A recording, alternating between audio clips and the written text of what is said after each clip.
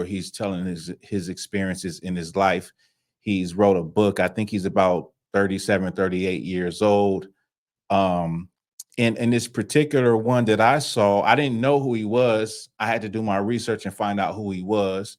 But I seen one where he's, this video I'm gonna show you, he's teary-eyed and he's talking about, how it feels to take someone's life. And mind you, he's a sniper. He was given the name Reaper by his comrades, and you see his platoon, or the men that he was with. He's like the only brother in that platoon. Okay, and let me just pull this up real quick so I can give my thoughts on this.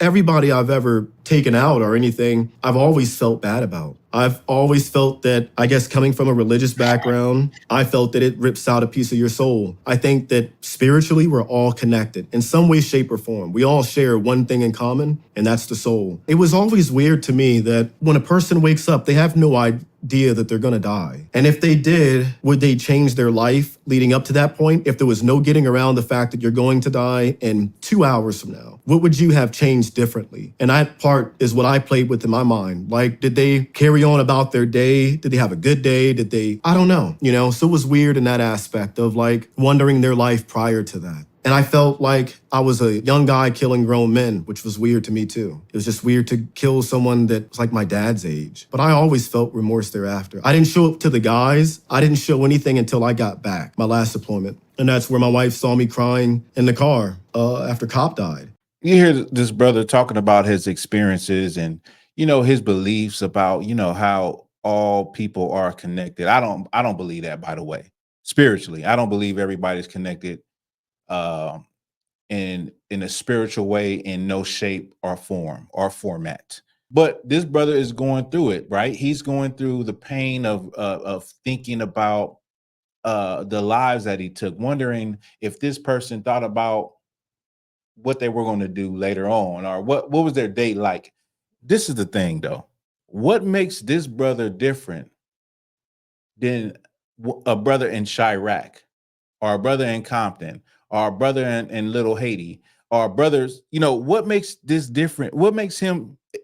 My question is he different?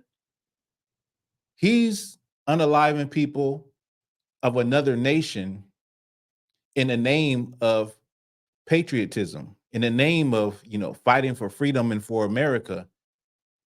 You have brothers in the hood that are unaliving one another because they're from a different turf, but these brothers are the same race as them.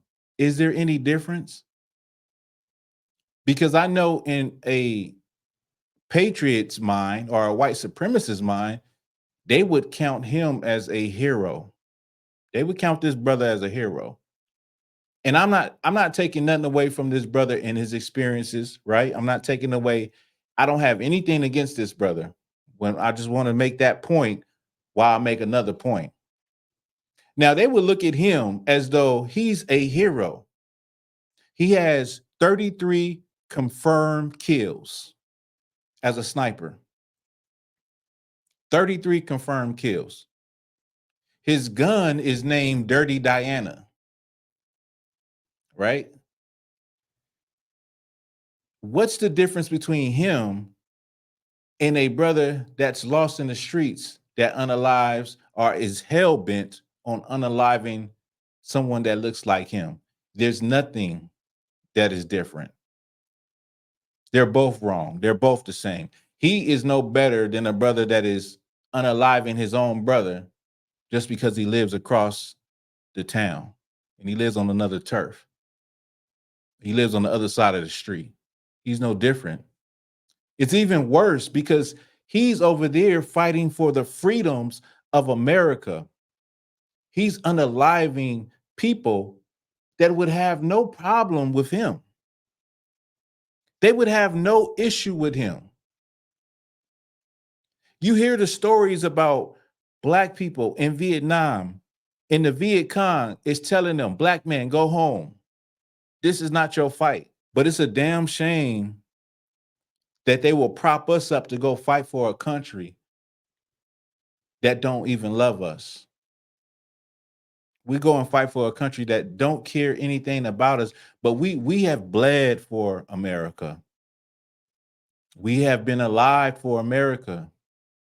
We have been the the turning point in battles for America. I don't have nothing against this brother because he seems like a genuine brother, but a lot of our people were gamed up to go into the military and be great in this military, be excellent soldiers, just to come back and be treated in a way where you thought that you was actually loved, but you were not. So we'll go and put that energy into unaliving people for this nation. This nation won't even give you an apology for what happened to your ancestors. This nation won't even give you an apology. This nation looks down on you if you even protest about how you're getting treated.